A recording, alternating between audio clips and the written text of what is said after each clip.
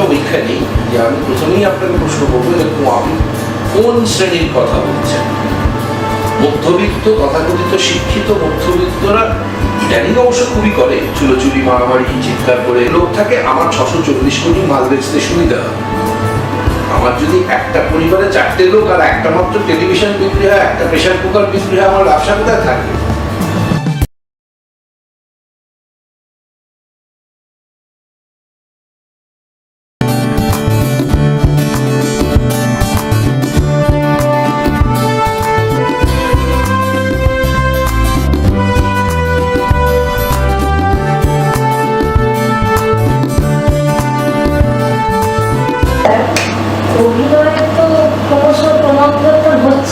বর্তমানে আধুনিক অভিনয় কি কি মাধ্যমে যুক্ত বা আধুনিক অভিনয় বলতে কি বুঝিস? দেখুন, আপনারা ওটিটি প্ল্যাটফর্ম দেখলেই বুঝতে পারবেন কেন ইয়াং ছেলেমেয়েরা ওটিটি প্ল্যাটফর্মকে এত বেশি গ্রাহ্য মনে করছে বা গ্রহণ করছে। তার কারণ দুটো, একটা হচ্ছে যে সামাজিক সত্য বলে যে কথাগুলো চালু আছে, সেই সামাজিক সত্যটা অনেক বেশি দেখতে পাচ্ছে তারা বানিয়ে তোলা, ফাঁপিয়ে তোলা, বা আমাদের আগেকার দিনে যে কথাটা ছিল লার্জার দ্যান লাইফ, এইগুলোতে এখন অনেকেই প্রায় বিশ্বাস করে না। এবং আমাদের এই দেশে এই মুহূর্তে প্রায় সর্বস্তরে যে ধরনের চূড়ান্ত দুর্নীতি এবং অসততা এবং সাংঘাতিক রকমের বিভিন্ন জাতিগত আক্রমণ, ধর্মগত আক্রমণ ইত্যাদি ইত্যাদি সবটা মিলে চলছে, সেটা তো সাধারণ লোক দেখছেন এবং বুঝতেও পারছেন। তারা আগের মতন ওই তথাকথিত গাছের ডাল ধরে ঝোলা হিরো আপনারা দেখতে পাচ্ছেন এখন আর সেরকম ছবি তৈরি হচ্ছে এবং অনেক বেশি ওটিটি প্ল্যাটফর্মের লোকজন দেখছেন, এটা তথ্য। এবার এই ওটিটি প্ল্যাটফর্মে যেহেতু আমি আপনাকে বললাম অনেক বেশি আজকের দিনের মানুষকে দেখতে চাইছে, সুতরাং আমাদের ক্ষেত্রে অভিনয়ের ক্ষেত্রে তো অনেক সময় হতো এর আগে যখন আমাদের অভিনয় বা এখনো টেলিভিশন সিরিয়ালে, বাংলা টেলিভিশন সিরিয়ালে অনেক সময় দেখা যায় একটু অতিরঞ্জিত অভিনয় করতে, কিন্তু আজকের দিনে আমি আপনি যেভাবে কথা বলি, যেভাবে প্রতিক্রিয়া দেখাই, সেটা তো একেবারেই ভেতরের ব্যাপার। একজন সাধারণ মানুষ যেভাবে প্রতিক্রিয়া দেখান, এখন প্রশ্ন অনেকেই করতে পারে সেটা তাহলে অভিনয় হলো? কারণ অনেকের কাছে অভিনয় শব্দটার মানে খুব স্পষ্ট নয়। স্পষ্ট নয় এই কারণে আমি খুব পরিষ্কার করে বলতে চাই যে রবীন্দ্রনাথ ঠাকুর বলেছিলেন অভিনয় মানে হচ্ছে অন্তরের লীলা, একজন মানুষের ভেতরে কি ঘটে সেইগুলো প্রকাশ করা। এবার সেটা চরিত্রানুযায়ী, কিন্তু যেহেতু এই ট্রেনিংটা নেই চরিত্র কি করে তৈরি করতে হয়, বেশিরভাগ অভিনেতা অভিনেত্রী যারা অভিনয় করতে আসেন এখন তাদের নেই। ফলত আজকের তারিখের মানুষ কিভাবে রিয়াক্ট করেন, কিভাবে তারা প্রকাশ করেন, সেইটা হচ্ছে আধুনিকতা। তো তাহলে অভিনয়ের আধুনিকতা কথা যদি বলি তাহলে সেটা হচ্ছে আজকের তারিখের মানুষ আজ থেকে মানে 60 সালে বা 70 সালে একটু অতিরঞ্জিত অবস্থাতেই করা হতো, কিন্তু আমার অদ্ভুতভাবে লক্ষ্য করে দেখতে হবে তার আগের যে সিনেমাগুলো আছে, থিয়েটারগুলো আছে, সেগুলোতে দেখতে হবে আমার সেরকম ছিল না। খুবই তাদের দেখলে বোঝা যেত আমার পাশের বাড়ির লোক, আমার চেনা লোক ইত্যাদি ইত্যাদি, তারা অভিনয় করতে। কিন্তু একটু আবেগ প্রকাশের বাড়াবাড়ি একটু ছিল। এখন মানুষ সেই আবেগ প্রকাশের বাড়াবাড়িটা ওভাবে দেখতে চায় না। চায় আমি আপনি আবেগ যেভাবে প্রকাশ করি আর 5 জন সাধারণ মানুষ যেভাবে আবেগ প্রকাশ করেন সেভাবে দেখেন। এবার আপনি প্রশ্ন করতে পারেন যে তাহলে সাউথ ইন্ডিয়ান ছবিগুলোর কি হবে? সাউথ ইন্ডিয়ান ছবির বিষয়বস্তুটাই অতিরঞ্জিত, তারা সত্যি সত্যি লার্জার দ্যান লাইফ হিসেবেই পুরো ঘটনাটা দেখান। তো সেখানে অতিরঞ্জিত অভিনয় থাকা সত্ত্বেও তাদেরও কিন্তু অভিনয় আধুনিক হয়ে গেছে। মানে আমি খুব দায়িত্ব নিয়ে বলছি যে আজকে যারা অভিনয় করছেন তারা কেউই 90 সালে যারা অভিনয় করেছেন তাদের মতো করে অভিনয় করেন না। ফিচার ফিল্মে যারা দেখা গেছে 90 সালে, আমি দক্ষিণের কথাই বলছি, দেখেন তারা অভিনয় করেন না। তারা অনেকটাই আজকের তারিখে মানুষ যেভাবে কথা বলে, যেভাবে তার প্রকাশ করে, আবেগের প্রকাশ করে, তারা যেভাবে প্রতিক্রিয়া জানায় কোনো ঘটনার বা মানুষের কোনো কথার বা কোনো মুহূর্তে, তারা অনেকটাই কিন্তু সেভাবে করতে পারেন। কিন্তু তার সঙ্গে একটা মিশেল ঘটাতে পারেন ওনারা, সেটা হচ্ছে একটা অতিরঞ্জিত অতি মানবের একটা চেহারা ওদের হিরোদের হয়, তো সেই অতি মানবের চেহারা সেটা প্রকাশ করা আমি এটি বলার চেষ্টা করছি। স্যার এই প্রসঙ্গে আপনার কথা প্রসঙ্গে একটা প্রশ্ন এসেই যায়, আপনি অতিরঞ্জিত অভিনয় বা মেলোড্রামা কিছুটা বলছেন, সেভাবে কি প্রাসঙ্গিক নয়? কারণ জীবনের সঙ্গে তো মেলোড্রামা অঙ্গাঙ্গিভাবে জড়িত। দেখুন, একটা শিশু যখন জন্মায় সে কেঁদে ওঠে, তা অন্যরা খুশি প্রকাশ করে তার আত্মীয় স্বজন বাবা মা, তো সেক্ষেত্রে একটা মেলোড্রামা। আর যখন কেউ মারা যায়, যখন কেউ মারা যায় তখনও তার প্রিয়জনরা কান্না দিয়ে প্রকাশ করে। তো হাও মাও, কান্নাকাটি, হাসা, আনন্দ, এগুলো তো সবই কিছুটা বাড়াবাড়ি অতিরঞ্জিত মেলোড্রামা। আমি এভাবেও মেলোড্রামা, এটা খুব স্বাভাবিক। আপনি যখন বললেন তখন আমাদের এখানে বালুরঘাটের বিখ্যাত অভিনেতা, নাট্য নির্দেশক, নাটককার, যিনি নাটক লেখেন, পরিমাধব মুখার্জির একটি প্রযোজনা এখানে এসেছিল, দেবাংশী। এবার সেই দেবাংশী আক্রান্ত হয়, দেবতার অংশ দেবাংশী। ভারতবর্ষের প্রচুর জায়গায় আপনি দেখতে পান যে এমন কিছু কিছু মানুষকে বলা হয় তারা দেবতার অংশ। মানুষ তাদের কাছে যায়, গিয়ে নিজেদের কথা বলে, সেই দেবাংশীরা তাদের সলিউশন দেন ইত্যাদি ইত্যাদি। কিন্তু এই নাটকটার বিষয়বস্তু ছিল সে কালীর ভক্ত ছিল। এবার এদের যে স্ত্রীরা হয় তারা তো সবসময় মনে করেন যে আমি অনেকটাই সেবাদাসী, আমি সেবা করতে এসেছি, দেবাংশী সেবা করতে এসেছি। সুতরাং তাদের কাছে ধর্মীয় ভাবাবেগটা যত বেশি, স্বাভাবিক স্বামী স্ত্রীর সম্পর্কটা সেরকম থাকে না। তো সেখানে দেবাংশী একটা সময় প্রশ্ন করে, তুই আমার সঙ্গে 8-5টা বউয়ের মধ্যে ঝগড়া করিস না কেন? বলে, আমি কি আপনার সঙ্গে ঝগড়া করতে পারি? তাহলে দেবতার সঙ্গে ঝগড়া করতে হয়। আমরা কি দেবতার সঙ্গে ঝগড়া করতে পারি? নাকি সেটা করা উচিত? এহেন একটা যখন মুহূর্ত, সেরকম দেবাংশীর গায়ে হাত ধরে। তার কারণ একজন চাষি এসে বলেন যে জোরদার আমার জমি কেড়ে নিয়েছে, তুমি মাকে বলে আমার জমি ফিরিয়ে দাও। হয় না তো, সেই জায়গাটাই ধরা হয়। ধর্ম পারে না এসব করতে। ধর্ম বরঞ্চ বোঝায় এটা তোমার গত জন্মের পাপের ফল, তুমি সহ্য করে নাও, এসব বলে ধর্ম বোঝায়।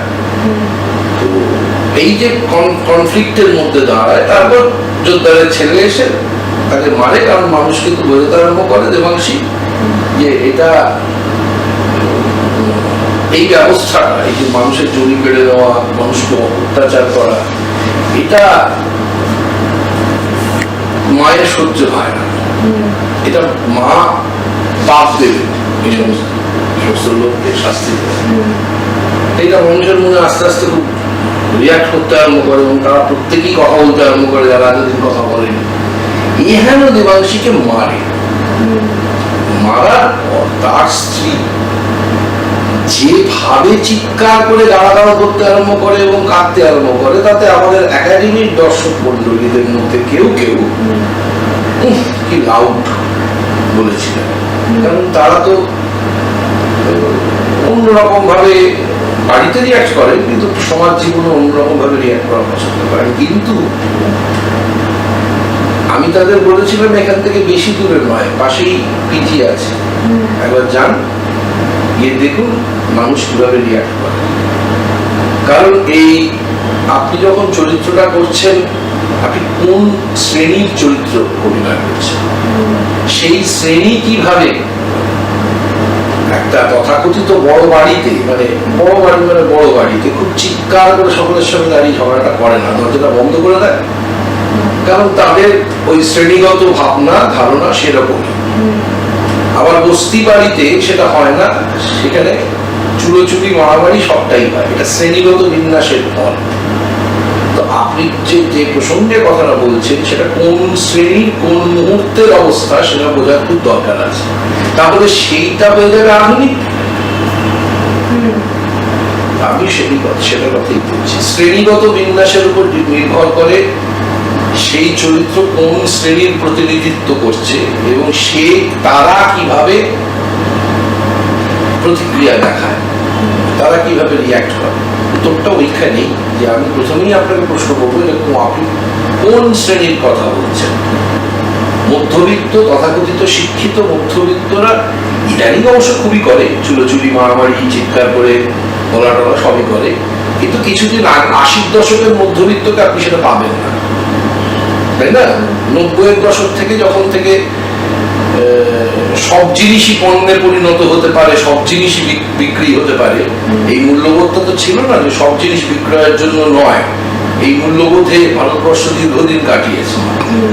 তো সেই মূল্যবোধের বিপরীতে যখন 90-এর দশক থেকে মূল্যবোধ এসে গেল সব জিনিসই বিক্রি হয়, সেটা মায়ের চিতার ছাই থেকে শুরু করে যে কোনো জিনিস বিক্রি হয়, এই মূল্যবোধটা যখন ভারতবর্ষের বুকে এলো তখন, বা পৃথিবীর বুকে এসেছে, তখন থেকে পুরোটা পাল্টে গেছে।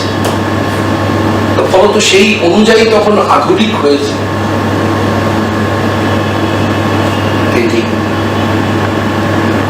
আচ্ছা, এখানে যে আপনি বললেন সব জিনিসই পণ্য হয়, তো এখানে এই যে বাজার সভ্যতায় সব জিনিসই পণ্য। হ্যাঁ, কোনো কিছু কিনলে তার সঙ্গে কোনো কিছু ফ্রি, দোকান কিনলে দোকানদার ফ্রি, এইরকম একটা বাই ওয়ান গেট ওয়ান। তো এই যে এসছে জিনিসটা, এটা যদি একটু আগের থেকে বিশ্লেষণ করে আমাদের আধুনিকটা একটু বুঝিয়ে বলেন, যেমন ধরুন নাটক, থিয়েটার, যাত্রা, সিনেমা, সিরিয়াল, ওটিটি প্ল্যাটফর্ম, এই ক্রমপরিবর্তনটা যদি একটু বলেন। এই ক্রমপরিবর্তন বলতে গেলে আপনাদের এখানে সময় কুলোবে না, মানে আমি অন্তত যেটুকু জানি সেটুকু বলতে গেলে আপনাদের সময় কুলোবে না। আপনার প্রশ্নটাকে যদি একটুখানি ছোট করে নেওয়া যায় তাহলে বলি যে বাজার সভ্যতার অনিবার্য ফল হিসেবে পৃথিবীতে সে চাইবে যে সব জিনিসই পণ্য হোক, এবং তার থেকেও বড় কথা মানুষ যেন মানবিকতার গুণগুলো থেকে নিযুক্ত হয়, মানে মানবিক গুণগুলো, কারণ মানুষ তো সমাজবদ্ধ জীব, সেই সমাজবদ্ধ জীবের যে সমস্ত গুণ সেটাই কিন্তু মানবিকতা। সমাজবদ্ধ মানুষের গুণ বলতে বোঝা হচ্ছে তার পাশের মানুষটাকে দেখা, তার পাশের মানুষের কষ্ট, তার দুঃখ যন্ত্রণা ভাগ করে নেওয়া, সেখানে যাওয়া, সেখানে পৌঁছানো, তাকে কমফোর্ট করা, তাকে স্নেহ করা, আদর করা, ভালোবাসা। আবার প্রচন্ড ঝগড়াও করবে, স্বার্থের যখন সংঘাত করবে তখন। এগুলো হচ্ছে মানবিক গুণ। মানবিক গুণ বলতে বোঝায় না সে খুব আত্মসংকীর্ণ, শুধুমাত্র তার নিজের নাভির দিকে তাকিয়ে বাঁচে, এগুলোকে মানবিক গুণ বলে না। সেই মানবিক গুণগুলোকে যদি তার থেকে, দেখুন একটা পরিবারে একটা টেলিভিশন বিক্রি করলে তো আমার টেলিভিশন কোম্পানির লাভ নেই। আগে যেমন একটা পাখা 25 বছর 27 বছর ধরে চলত, কি আরো বেশি চলত, সেটা বিক্রি করে তো আমার কোনো লাভ নেই এখন, কারণ তার আর্মেচারটা যা যতটা ভালো করে তৈরি করা হয়েছিল, এখন সেটা করলে তোমার বিক্রি হবে না। আর একটা বাড়িতে 4 জন লোক যদি আমি অন্তত 2টো টেলিভিশন না ঢোকাতে পারি তার মধ্যে, তাহলে তো আমার কোনো লাভ নেই। বাজার সভ্যতা সেটাই শেখায় সবসময়। এবং পারিবারিক ঐক্য শব্দটাতে একদম আস্থা রাখে না এই বাজার সভ্যতা। তারা সে প্রতিনিয়ত মানুষকে কি করে, তার যে প্রবৃত্তিগুলো, পাশবিক প্রবৃত্তি, পশুর আহার নিদ্রা মৈথুন ছাড়া কোনো প্রবৃত্তি থাকে না, কিন্তু মানুষের তো তা থাকার কথা নয়। মানুষ তো আহার নিদ্রা মৈথুনের ওপরে উঠে কনসিয়াসনেসে পৌঁছেছে, সেই জন্য সে রূপান্তর ঘটায়। এই যে প্লাস্টিকটা তৈরি করেছে, সে প্রকৃতির থেকে জিনিসপত্র নিয়ে প্লাস্টিকটা তৈরি করেছে, রূপান্তর ঘটিয়েছে। তার কনসিয়াসনেসটা পাশবিক হতে পারে না, পশুর মতো হতে পারে না। পশু যেমন তার কোন রকম কি বলবো জ্ঞান নেই যে এইটা এইটা এইটা এইটা এইটা এটা করা উচিত না, যদিও বহু জায়গায় দেখা যায় পশু মানুষের থেকে এখন বহু জায়গায় তার মানবিক প্রবৃত্তি দেখাচ্ছে, পাশবিক প্রবৃত্তির থেকেও, কিন্তু মানুষ সেটা দেখাতে পারছে না। তাহলে পৃথিবীর এই অবস্থা হতো না, প্রকৃতির এই অবস্থা হতো না, আমাদের সহ প্রাণীরা যারা পৃথিবীতে আছেন, আমরা তো একা দখল নয় পৃথিবীটা, পৃথিবীতে আরো প্রায় 1250 প্রাণী আছেন যারা এই পৃথিবীর আমাদের এই সহ প্রাণী, এই পৃথিবীটা তাদের, তারা যেরকম ধ্বংস হচ্ছেন সেটা তো হতো না। তো মানুষের পাশবিক প্রবৃত্তিটাকে জাগিয়ে তোলা এবং শুধুমাত্র নিজের জন্য চাওয়া, এমনকি তার সন্তানের জন্য চাওয়া নয়, এমনকি তার বাবা মায়ের জন্য চাওয়া, সেটাই হচ্ছে পুঁজি বা বাজার সভ্যতার অন্যতম কাজ। এবং তার জন্যই এত বিজ্ঞাপন, আপনার ভেতরে চাহিদা, যে চাহিদাটা আপনার নেই, ছিল না, সেই চাহিদাটাকে আরো বেশি বেশি করে জাগানো, এবং সবচাইতে বড় কথা আপনার চিন্তা করার ক্ষমতাকে কেড়ে নেওয়া। আপনি কি চিন্তা করবেন সেটা যেন আমি ঠিক করে দিতে পারি।